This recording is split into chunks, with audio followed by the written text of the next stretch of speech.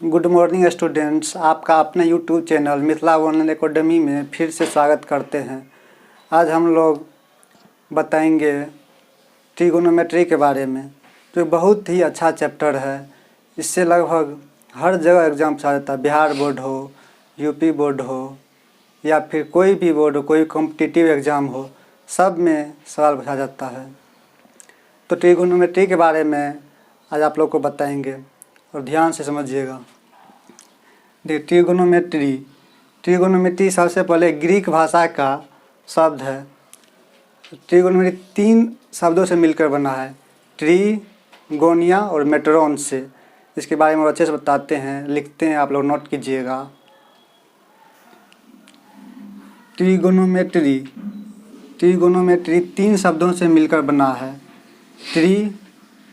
Tree इसका अर्थ होता है तीन। गोनिया का अर्थ होता है कौन, इसका होता है माप।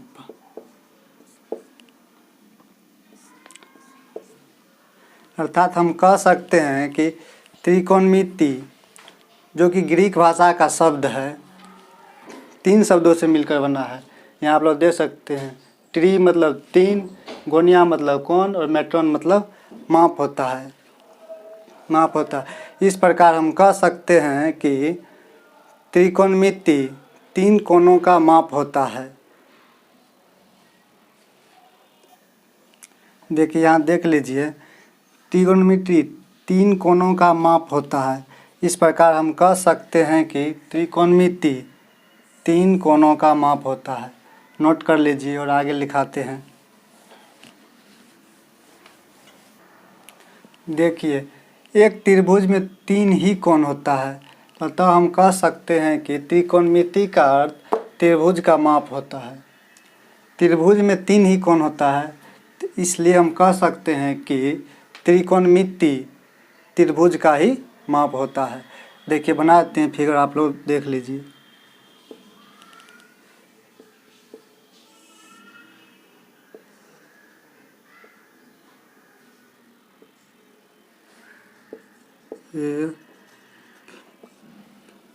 ये हो गया त्रिभुज। देखिए, 1 2 3 ही कोण हुआ, तो हो गया त्रिभुज का माप।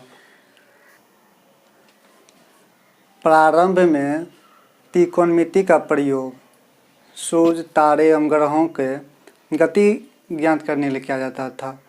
पहले मतलब बहुत पहले जो था, जिस टाइम पे पूरे दुनिया में त्रिकोणमिति के बारे में पता नहीं था, उस टाइम पे त्रिकोणमिति के बारे में सबको पता नहीं था। उस टाइम पे त्रिकोणमिति का उपयोग यानी कि प्रयोग सूर्य, तारे, ग्रहों के गति ज्ञात करने के लिए किया जाता है।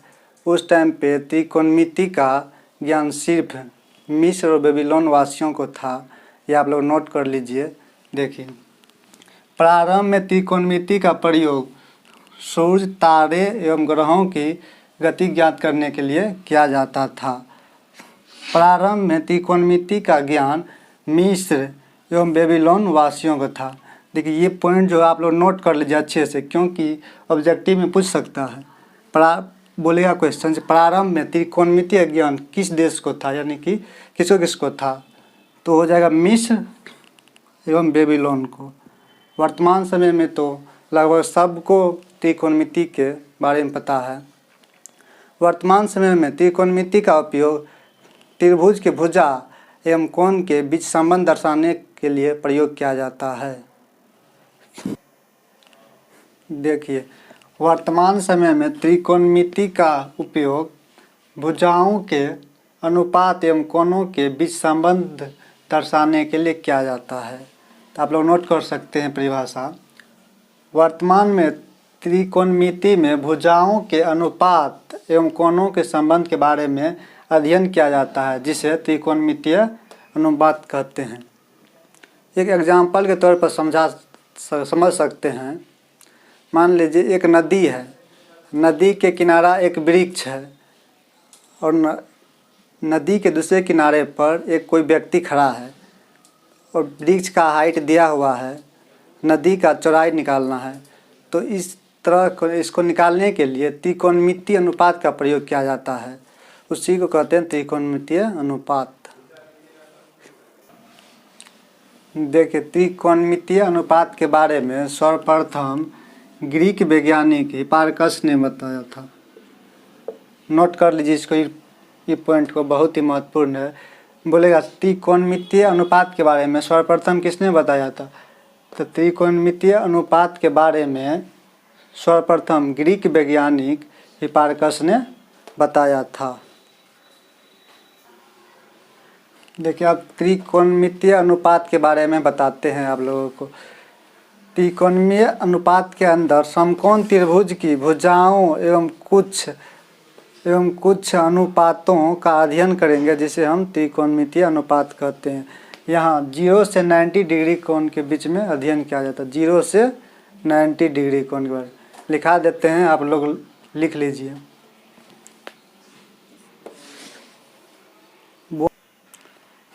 देखिए, परिभाषा इसको नोट कर लीजिए।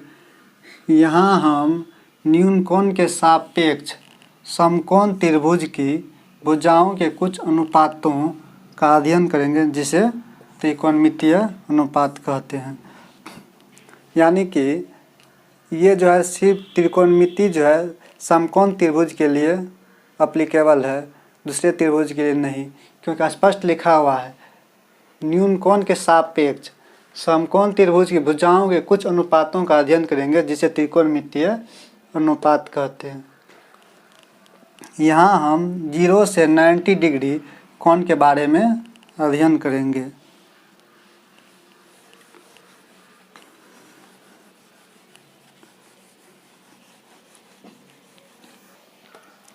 देखिए, एक बच्चा ने पूछा न्यून कोण क्या होता है, तो बता देते हैं आप लोग को। न्यून कोण होता है वैसा कोण जो 0 डिग्री से बड़ा हो और 90 डिग्री से छोटा हो, उसे न्यून कोण कहते हैं। देखिए, फिगर बना के तब त्रिकोणमितीय अनुपात के बारे में बताते हैं। आप लोग देखिए, समकोण त्रिभुज बना लेते हैं पहले।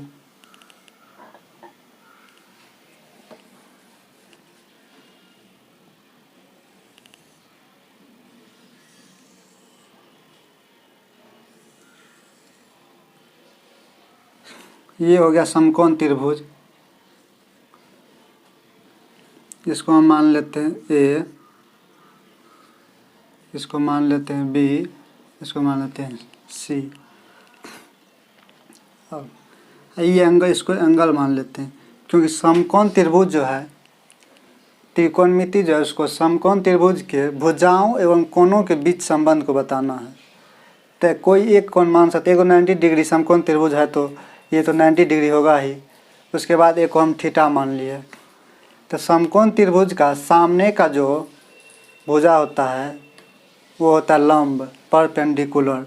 नोट कर लीजिए।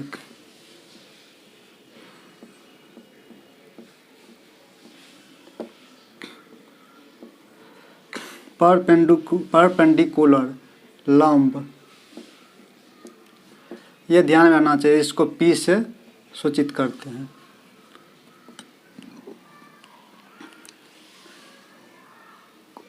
जो कोण हम माने हैं उसके बगल वाले भुजा को बेस कहते हैं, आधार, बेस आधार। इसको B से डोनेट किया जाता है।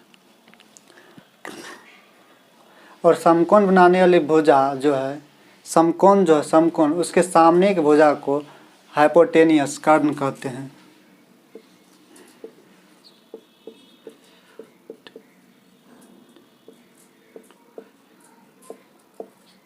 हाइपोटेनियस कर्ण।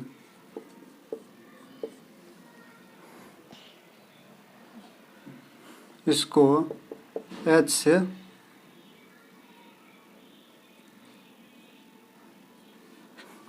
से सूचित करते हैं। तो देखिए, आप ध्यान से समझिए।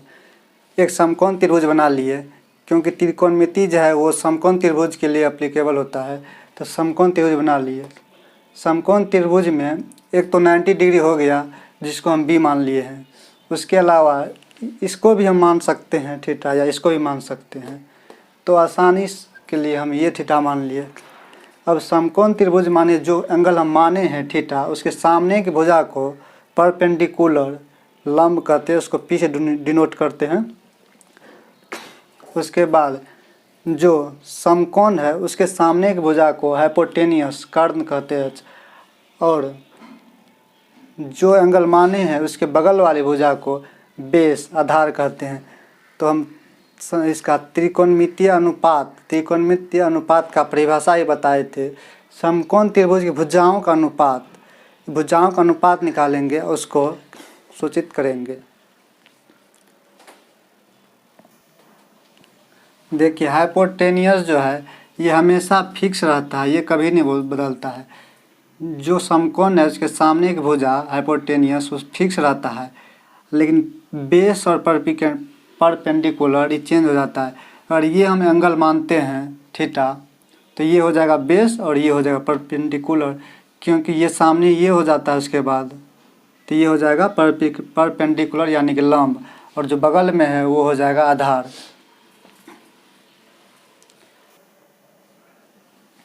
देखिए ए वाले एंगल को हम थीटा माने हैं। सबसे पहला होता त्रिकोणमितीय अनुपात साइन ए बराबर, ये आप लोग याद कर लीजिएगा, ये हमेशा याद रहना चाहिए क्योंकि आगे हर जगह इसका यूज होगा। साइन ए बराबर होता है लंब बटे कर्ण, लंब बटे कर्ण। तो यहाँ ये माने हम थीटा, तो लंब हो गया बी सी अब बटे कर्ण हो गया ये समकोण त्रिभुज सामने की भुजा ये है, तो ये हो जाएगा कर्ण ए सी। बी सी को हम पी से डिनोट किए हैं। उसके बाद ए सी को एच से डिनोट किए हैं, ठीक है। उसके बाद 2 नंबर में आता है ये साइन ए बराबर, क्योंकि ये एंगल ए को हम थीटा माने हैं, इसलिए मान लीजिए थीटा को मिटा के हम यहाँ ए लिख देते हैं। अब तो हो गया एंगल ए। तो एंगल ए पे अब सब त्रिकोणमितीय अनुपात को निकालेंगे। तो साइन ए बराबर हो जाता है लंब बटे कर्ण। लंब हो गया यहाँ पे ए के लिए, कोण ए के लिए बी और सी, और कर्ण हो गया ए सी। तो बी सी को हम पी से डिनोट किए हैं और ए सी को एच से डिनोट किए हैं। अब दूसरा हो जाता है कोस ए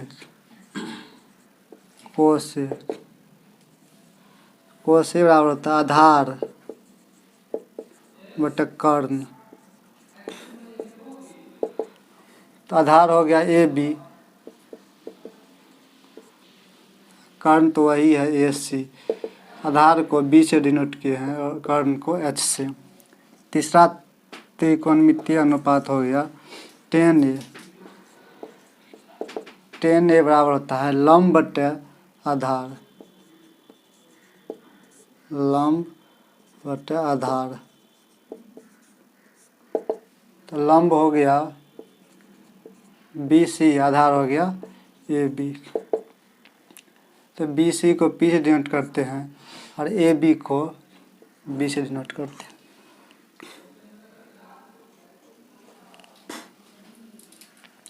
ये 3 त्रिकोणमितीय अनुपात निकाल लिए, एक साइन ए, दूसरा कोस ए, तीसरा tan ए। टोटल 6 होता है त्रिकोणमितीय अनुपात। 3 निकाल लिए, बाकी 3 जो है इसका उल्टा होता है अपोजिट। तो पहले इसको लिख लीजिए, इसको मिटा देते हैं, उसके बाद वही बता देते हैं। लिख लीजिए। तो कोट ए, tan ए तक हो गया था, तब कोट ए जो है tan का उल्टा होता है। तो tan ए बराबर हुआ था लंब बटे आधार। तो कोट ए बराबर हो जाएगा आधार बटे लंब, आधार बटे लंब। आधार हो गया बी और लंब हो गया पी, तो बी बटे पी।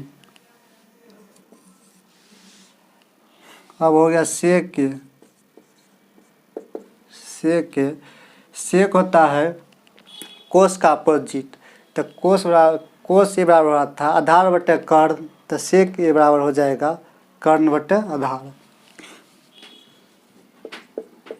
कर्ण बटे आधार। कर्ण को H से डिनोट किए हैं और आधार को B से। अब हो गया लास्ट त्रिकोणमितीय अनुपात कोसेक के, जो कि साइन का उल्टा होता है। तो साइन ए बराबर हुआ था लंब बटे कर्ण, तो कोसेक ए बराबर हो जाएगा कर्ण बटे लंब, कर्ण बटे H, लंब हो गया P। यानी कि टोटल 6 त्रिकोणमितीय अनुपात बता दिए हैं। पहले शुरू से एक बार देख लीजिए।